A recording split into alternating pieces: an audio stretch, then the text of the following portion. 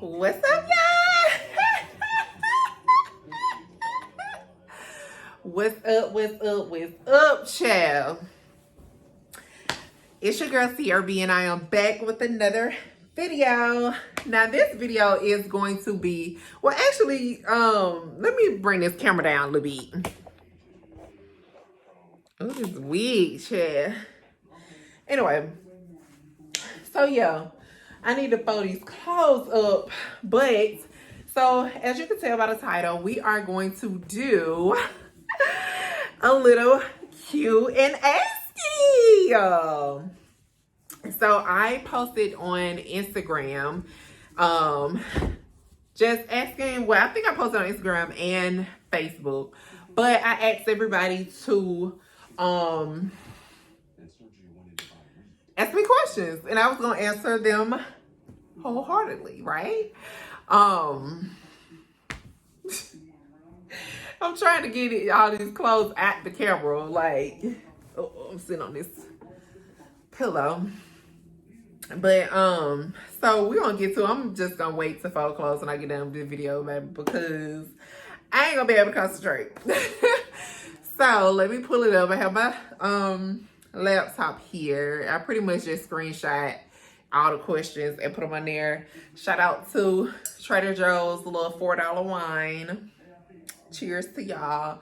So we're gonna get to it, because we're not gonna have no long drawn out video, but y'all know I can talk. It's something about being in front of this camera. I can talk. But let's get to it. So first question. But before I even get to that, let me just say this. Y'all be in my business. Y'all be in my business. But like I said, I'm gonna answer the questions. They're not like too much. But I did get a lot of questions about being a flight attendant. So let me just go ahead and say this. So if you've been following me for a while, you know that I've been a flight attendant. Started out back in 2021. And unfortunately ended my career last year in 2023. I just was tired of commuting to work. By the time, so when I started out, I was based out of Atlanta, which was great. But I was working for a regional airline under Delta. So of course we weren't getting paid as much, and we weren't going out of the country. We were regional. So I wanted more for myself, right? So I applied for United Airlines, get hired on with them, go to training in Houston for like a month and a half, and then I was based out of Denver. Oh, there's the rain. Love it. So yeah, based out of Denver. Denver was good while it lasted, but I did not want to be in Denver. So what I did was, I stuck it out for as long as I could stick it out.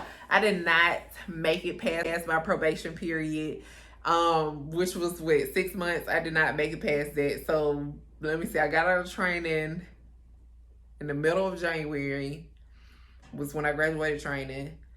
By June, I was done.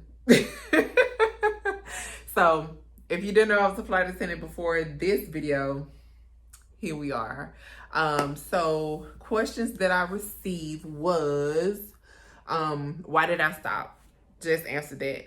Yeah, if I had to just sum it down, is I didn't want to live in Denver. I didn't want to commute anymore. Like I said, I was in my probationary period, so it wasn't much that I could do, because being on probation, you're a newbie, you're on reserve. You can't really transfer. I think I could transfer, but I had to go to a base that was open at the time, and the only base that I saw myself living or being based out of was Houston, and everybody wants to be based out of Houston. So, yeah. So, first question, that's the reason why I stopped being a flight attendant. Oh, yeah. Let me arrange these questions. So let's answer everything that got to deal with flight attendant first, and then we'll move on to the next questions. Somebody asked me, do I miss being a flight attendant? Of course I miss being a flight attendant for the benefits. Do I miss being gone all the time? No. Do I miss being on reserve and sleeping in the airport or having to get a hotel room? No, because again, I didn't want to live in Denver. So I was having to go around the world just to get to work a lot of times. So I don't miss like the actual work of being a flight attendant. I miss the benefits of it. So I miss when I would get off work and staying at a hotel for free. I do miss being in hotels all the time. I miss the flight benefits, of course. That's like the number one thing. Like I miss having those the benefits, babe. I would have been on a trip right now. So yes, I do miss being a flight attendant for the benefits of it, but I do not miss the job, and I don't miss the pay. Trying to keep it short and simple. Anything else about being a flight attendant? Okay, so somebody asked, how was the transition from being a flight attendant to what I'm doing now? So the transition, well, when I stopped being a flight attendant, I was unemployed for some time. I want to say probably like a month, almost 2 months, I was unemployed. It was great. But of course, you know, after so long of being unemployed, not really doing anything or having anything to do, that it gets old fast. It gets boring. Like you look, where my paychecks, what's the money, all that. But as far as in the transition from being a flight attendant to having like an actual, just a regular job, I guess this will also go back to the previous question of do I miss being a flight attendant, because the transition was cool. I think the only thing that took a little bit of time to get used to was being at a job in Birmingham, not traveling to a job, not being gone, you know, for some time and then coming home. Like I'm coming home every day. I didn't have an escape. You know, when you're a flight attendant, baby, that's your escape. You got something going on at home, go to work. That's your escape. So that was really the only transition, like had how I feel about the transition from being a flight attendant. Obviously my camera hates me because I'm literally having to do these videos in segments, so we're gonna keep moving along. Do I want kids? That is still up in the air. I actually just found out that I have fibroids and possibly will need to have like a hysterectomy. If you know anything about a hysterectomy, you know once you have that, you can no longer have kids, because that's really like removing your uterus.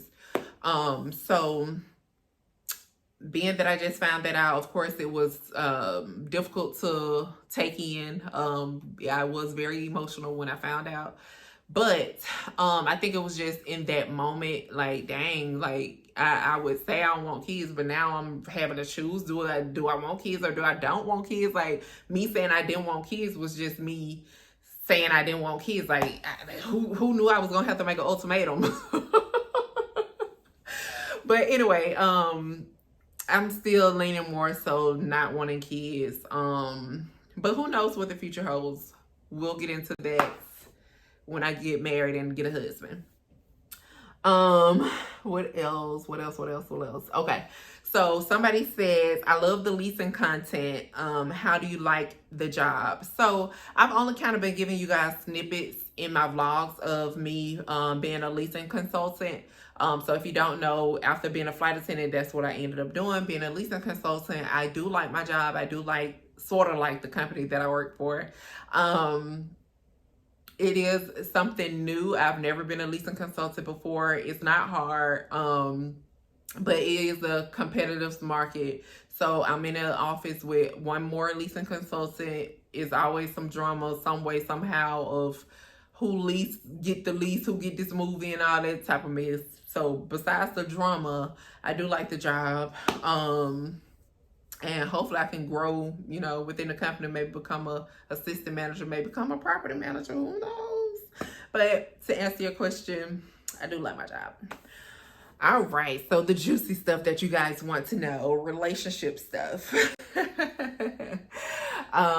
So the biggest question that I got, we're gonna go ahead and roll into it. How does it feel going from being outside to a whole lover girl. First of all, I was never really outside like that. Like, don't get me wrong, you know, I was having my fun. I was outside, I was traveling, I was doing what I wanted to do, you know, doing my thing. But near and dear to my heart, to the core of me, I've always been a lover girl. So it was really just that time for me to let that go. I mean, before being in this relationship, I was single for 7 years. 7 years is a long time, but of course I was dating, seeing people, stuff like that in the meantime. But as far as in like an actual serious relationship, I was single for 7 years. So going from that to being in a relationship, like it was finally time. So I went into it head first, giving it my all. And like I said, I've always been a lover girl, so it was like me being back in my element. So it feels great. Do you want marriage, and is it in the future with your current boyfriend? Ooh. So it's really crazy that somebody asked this question, because I've been seeing all this mess about Miracle Watts doing a Q&A, and somebody asked her about marriage and stuff like that, and she pretty much was just saying like, you know, she's in this relationship, they do have a kid together, like at some point they need to be trying to get married. There's point blank period what she said, and I agree. If you and your partner have talked about marriage, y'all both believe in marriage, I do feel like that should be in the cards. If you don't see marriage with me, why are we even dating? You know, maybe we should just be friends. So that's how I feel. But to answer the question, do I want marriage, and do I see it in the future with my current boyfriend? So me and him, we sort of kind of had the same upbringing where, you know, we had a 2-parent household. So I think we both see marriage and know that marriage is something that we want to do in the future. However, as far as in, do I see that with him? We'll just have to see. Like, of course, us dating and have been dating for what, like 2.5 years, I do see him being my husband. But that's not for me to answer. As you all know, it's the man. It's the man that has to ask the question and figure out if he sees the woman as a wife and want to ask for her to get married, you know. So that has, you know, matter of fact, why don't nobody ask the men? They always, like I was saying, why y'all always asking the women that question? Y'all need to ask these men, baby, because them the ones that got to get on one knee. I'm not getting on one knee, so y'all need to ask them, do they see a future with us? That's the question. Anyway, next. How is your relationship with his daughter? So his daughter, she is 7 years old. She met me when she was what, like 4 going on 5. Really cool girl, really sweet girl, but she is a daddy's girl, which means she's all about her dad. So whatever he's telling her is how she feels, and that's what she's gonna roll with.